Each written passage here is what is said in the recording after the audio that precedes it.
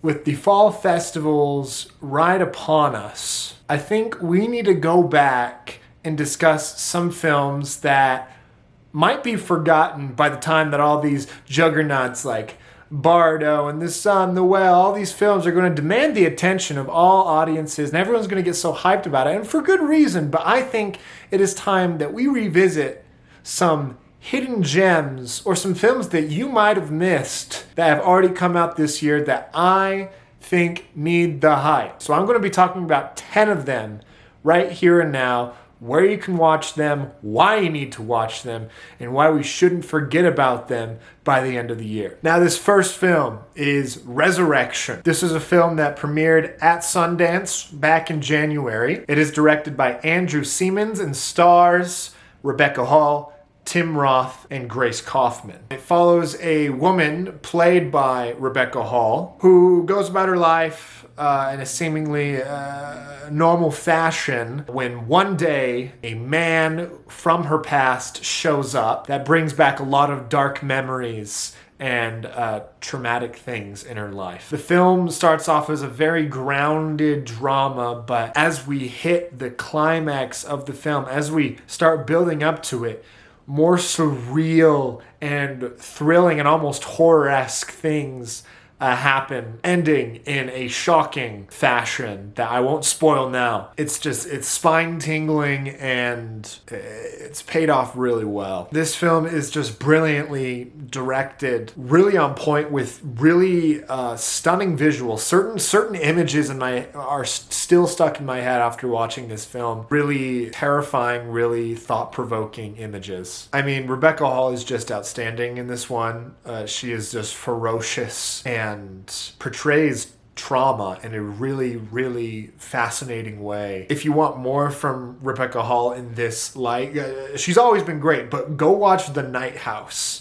It's on HBO Max now, and The Night House, it's more of a horror film, but that film is almost like a spiritual sequel to this film. They're in no way related besides just being somewhat thrillers and both starring Rebecca Hall, but they both touch on themes of grief and trauma and all that, and Rebecca Hall is just on point in both of them, especially here in Resurrection. Tim Roth will always be terrifying from now on. I love Tim Roth, but he is so creepy and he has such an understated performance. It's so subtle, but that's what makes it even more creepy. This film is available for rent on Amazon Prime, Apple TV. I think it's like $7, but it's definitely worth every cent of that. Next film I want to talk about, The Phantom of the Open. It is directed by Craig Roberts, starring Mark Rylance, Sally Hawkins, and Rhys Ifans. This is a film that follows the true story of a man by the name of Maurice Flitcroft, who was a very optimistic, sweet man who somehow managed to enter the 1976 British Open without ever having any experience professionally golfing or golfing in general before, and he proceeded to shoot the worst round in Open history. The best way I can describe this film is if Paddington Bear played golf for an hour and a half. The film is just endlessly charming and optimistic. I don't know how anyone can watch this film and not walk away like a better person and lighthearted and having a better view on the world and life. It's a great film to go take your dad, take your mother, take anyone you love. Go take them to this film and go watch it. Mark Rylance is just unbelievably charming and just lovable. You will be rooting for him the entire film. And the story, even though it's the lighthearted, fun joint, it also touches on themes of family and love and reaching for the stars and giving people a chance, not judging a book by its cover. It hits on a lot of levels that you maybe wouldn't think it would, but just overall, it's just such a fun time. Like I said, just endlessly charming, and it looks so pretty as well. It's a very pretty film, some really pretty shots. This film is also available for rent or purchase if you want to as well on Amazon and Apple TV. It might still be showing in certain theaters. around, but definitely check that out. Ooh, Apollo 10 and a Half, A Space Age Childhood, directed by Richard Linklater. Also Jack Black, Zachary Levi, Glenn Powell. This is a film, like I said, from Richard Linklater, and it is a rotoscoped animated film. Compare it to A Scanner Darkly. It's got that same, they filmed a lot of scenes live action and they rotoscoped over it. Some scenes are fully animated. It's a really cool visual style. This film follows the stories of a 10-year-old child who grows up in Houston, and we catch up with him in 1969 amidst the whole space race and Apollo 11 and all of that. And it's clearly based off of Linklater's own childhood, but it is told through the lens of a 10-year-old, and so there's a lot of aspects that are surreal. It's such a fascinating film where Richard Linklater somehow manages to get you to feel nostalgic about a life that wasn't yours. Richard Linklater has this way, he does it in a lot of his films. A lot of his films are very meandering and maybe not heavy plots or like heavy character development, but just a lot of people talking and a lot of just things.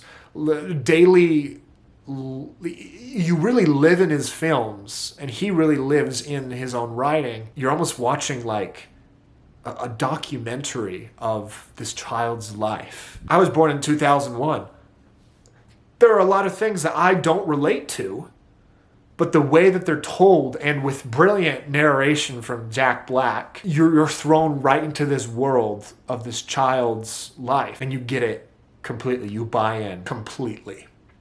This film is streaming on Netflix right now. You gotta check it out. Another film that is streaming right now on Hulu. Good luck to you, Leo Grande. This is a film from Sophie Hyde, starring Emma Thompson and Daryl McCormick. This film follows Emma Thompson. She is a retired school teacher and recent widow, and she wants to maybe spice up her life a little bit, so she books a private hotel room and hires a sex worker to come in, who is Daryl McCormick, and that's the whole film. Even though this may sound a little risque, it is genuinely such a sweet film. Most of the film takes place in that single hotel room and just throws us into just conversations that these two very different people have. And when you have these two very different people discussing hot topics on sex work and the intimate aspects of life in general, it gets very, very interesting. Like I said, this film is very, very wholesome. There are very blatant opinions about sex work in this film, so that may turn away certain audience members, but trust me, there is a lot to be learned from this. There was a lot I learned. Thompson pulls in what I think is her best performance since probably Saving Mr. Banks, maybe even ever. It is a I don't want to say it, but career-defining role. Even though Emma Thompson has had a massive career already, this is it's amazing what she does in this film. And Daryl McCormick, oh my goodness. Charming as hell. Oh, he is so good, and he's just a beautiful man in general, and so is Emma Thompson, and their chemistry is just off the charts. It's an unlikely pairing, but it works so well. And Daryl McCormick also gets to chew on some juicy monologues throughout that like kind of hit me with surprise. I was like, ooh, we're really diving into this character.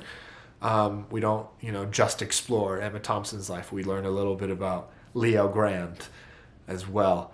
And this film is just a easy breezy, 90 minutes. It flies by. The writing is very sharp. Like I said, this film is streaming on Hulu right now. Next film I want to talk about, Cha Cha Real Smooth, directed and written and starring Cooper Raiff, as well as Dakota Johnson, Leslie Mann, and newcomer Vanessa Burkhart. This film follows a recent college graduate, 22-year-old Andrew, played by Cooper Raiff, as he's trying to navigate where he's going to go in life, what he's going to do. And he finds this sweet gig as a party starter for bar and bat mitzvahs. And while he is at one of these parties, he meets Dakota Johnson's character, who is a mother who has a daughter who has a mental disability, played by Vanessa Burghardt. And we get to see them enter each other's lives and help each other out. This film has such a unique sensibility and charm and humor, which can only be attributed to Cooper Raiff, who was the complete auteur in this film, writing, directing, and acting. He is literally one of the most charismatic voices in film I have seen. He has got a massive career ahead of him, and I will be watching anything he is a part of from now on. Dakota Johnson is also outstanding and carries a lot that just sucks you in. Every bit of screen time she has, your eyes are glued to the screen. She carries a lot that is not said, that is said. It's a really fascinating performance, and Vanessa Burghardt is outstanding. She is so sweet and so funny as well, and I hope she gets a lot of work in the future. And this film manages to be super fun and lighthearted, but also, it'll get you. It'll get the waterworks going, and it's a film that you just want to start over and watch again immediately after it's over. Endlessly charming. And it's streaming on Apple TV right now. So if you're subscribed to that, you get to watch it, and go watch it now. Next film, Emergency. This is a film that is streaming on Amazon Prime right now. If you're subscribed, you got access to it. Go watch it. Directed by Carey Williams, starring Donald Watkins, R.J. Seiler, and Sabrina Carpenter. It is a film about 3 college boys who are getting ready for a massive, legendary night of partying, but they encounter a very unexpected situation when they find a passed out white girl in the middle of their living room. And they have to grapple with, are they going to call the cops?